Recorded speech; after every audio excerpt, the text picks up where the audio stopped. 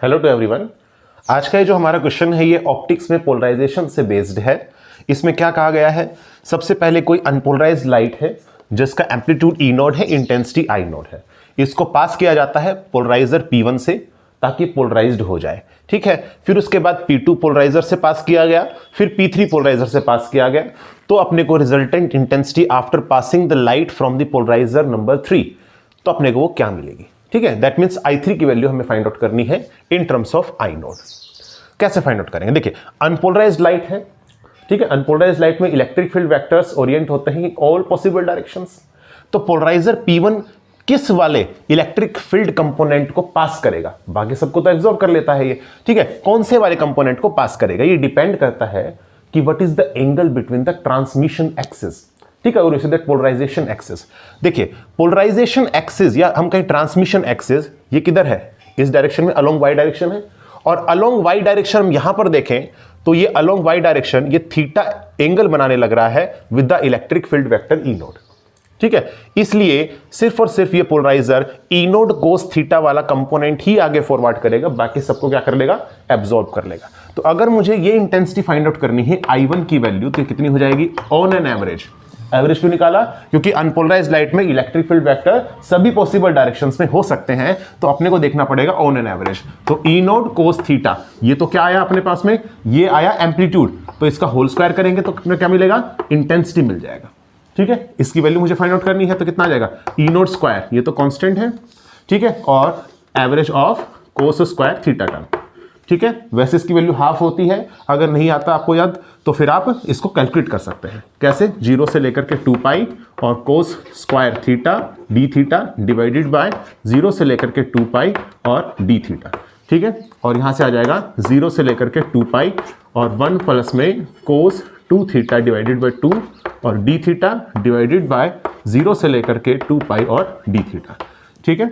और यहां से आ जाएगा, ये आ जाएगा हाफ इंटू 2 पाई, ठीक है। हाफ तो वैसे भी बाहर ले सकते हैं आप, ठीक है, इस टर्म में से हाफ, और ये आ जाएगा डी थीटा का थीटा गोइंग फ्रॉम 0 टू 2 पाई, सो 2 पाई यहाँ से, और प्लस में ये आ जाएगा, देखिए कोस 2 थीटा का कितना होता है, साइन 2 थीटा, ठीक है, divided by sine 2 theta divided by 2, ठीक है। और लिमिट गोज फ्रॉम 0 से लेकर के 2 पाई तक डिवाइडेड बाय, ये हो जाएगा 2 पाई यहाँ पर, ठीक है। अब देखिए साइन 4 पाई 0 होता है, साइन 0 भी 0 होता है, सो 2 पाई, ठीक है, 2 पाई डिवाइडेड बाय 2 पाई, ये तो 0 हो गया ना, तो 2 पाई डिवाइडेड बाय 2 पाई, ये दोनों आपस में कैंसिल हो जाएगा, ये 0 हो चुका है, ठीक है। सो हाफ ऑफ 1 प्लस 0, कितना आंसर आ जाएगा, हाफ, ठीक है। दैट मीन्स ये हो जाएगा E naught square divided by 2, और you say that I naught by 2। So intensity of the light after passing through polarizer P1 is I1 is equal to I naught by 2, ठीक है, ये हो जाएगा। अब नेक्स्ट है पोलराइजर P2। अब इसमें अगर हमने को देखना है तो ये देखिए कि ट्रांसमिशन एक्सिस जो है बिटवीन द पोलराइड P1 और P2, इनके बीच में एंगल कितना है। अब देखिए ये इस डायरेक्शन में है अलोंग वाई एक्सिस, ये इस डायरेक्शन में है, और दोनों के बीच का जो एंगल है वो कितना है, थीटा है, ठीक है। तो अपने पास में जो रिजल्टेंट इंटेंसिटी मिलेगा of the light after passing through Polaroid P1, उसकी वैल्यू हो जाएगी I2 इज इक्वल टू,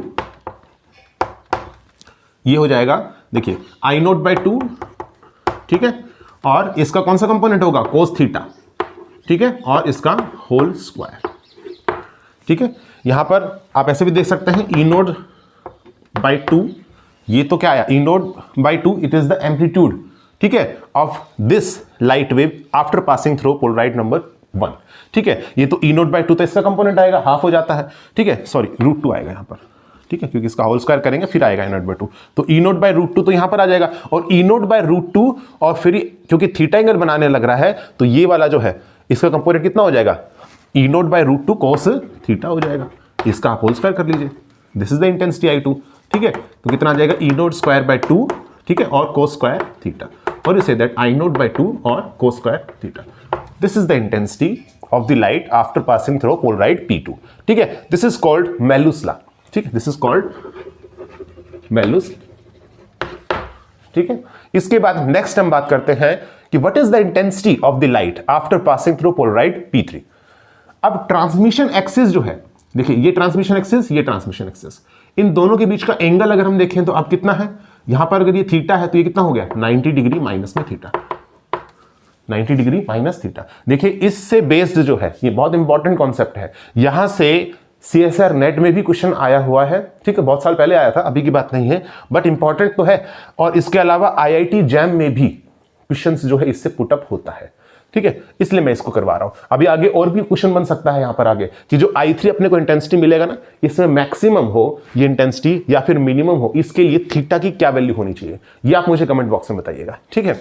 तो यहां से आ जाएगा I3 intensity of the light after passing through Polaroid P3, it is how much, ये हो जाएगा, देखिए यहां से इसका एम्पलीट्यूड कितना था E0/√2, तो E0/√2 कोस थीटा, और अब नेक्स्ट कितना आ जाएगा, देखिए कोस ऑफ, ये हो जाएगा 90 डिग्री माइनस में थीटा, या फिर साइन थीटा भी कह सकते हैं सिंपली, और इसका होल स्क्वायर, ये तो एम्पलीट्यूड और इसका whole square, this is the intensity I3 जैसे हमने यहां पर किया, ठीक है। तो ये कितना आ जाएगा, यहां से ये आ जाएगा E0/2, ठीक है, और यहां से आ जाएगा कोस square theta which is same here I2, ठीक है, और इनटू में ये हो जाएगा साइन थीटा और इसका होल स्क्वायर, तो साइन स्क्वायर थीटा, ठीक है। इसको और थोड़ा सिंप्लीफाई करते हैं, सो यहां से आ जाएगा I3 की वैल्यू I0/2, ठीक है, और ये हो जाएगा कोस थीटा साइन थीटा और इसका होल स्क्वायर, ठीक है।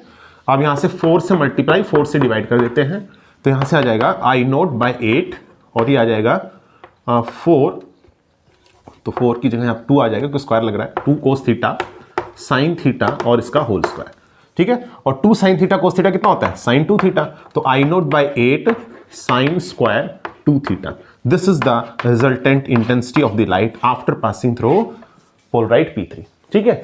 देखिए इंटेंसिटी जो है ना पोलराइड से जो पास करता है, इंटेंसिटी ऑफ द लाइट क्या होती है, ये डिपेंड करता है कि ट्रांसमिशन एक्सिस के बीच का एंगल कितना है। अगर मान लीजिए ये I3 जो है ये इधर इसका इलेक्ट्रिक फील्ड वेक्टर ना होने के बजाय ये इधर होता, इस तरीके से होता, तो फिर अपना आंसर कितना आता, फिर आंसर यहां तक तो सेम आता I0/2 कोस स्क्वायर थीटा, लेकिन इसके बाद में जो आगे आएगा ये लाइट, देखिए इसके और इसके बीच में एंगल, देखिए इसके और इसके बीच में कितना एंगल है, दिस एंगल इज थीटा, ठीक है। सो 90 डिग्री माइनस थीटा नहीं होगा, फिर यहां पर कितना हो जाएगा, थीटा हो जाएगा, फिर इसका आंसर होने वाला है I0/2 cos square theta into cos square theta, that means I0/2 और कोस टू द पावर 4 थीटा, ये आंसर आने वाला है। तो ये डिपेंड करता है, ठीक है।